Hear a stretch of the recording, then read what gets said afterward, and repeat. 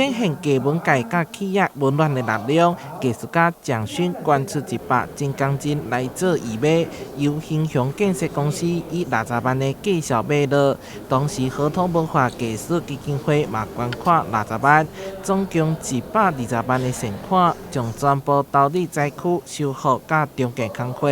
这个经不只是帮助我个人度过苦难，我觉得他最后有一个愿望是皆大欢喜，就是所有的众生应该过很好的日子，不要受到灾难的侵害。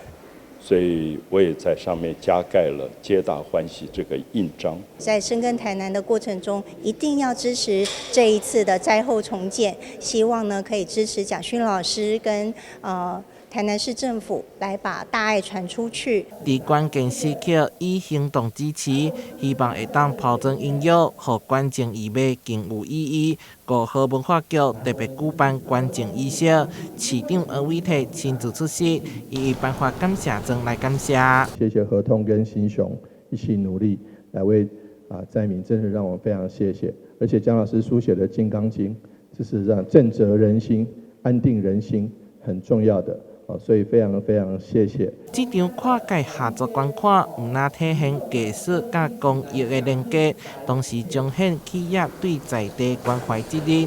2024年，伫水高社文化园区，嘛设立合同蒋勋书房，协助艺文推广甲城市观光效益。台南新闻社会采访报道。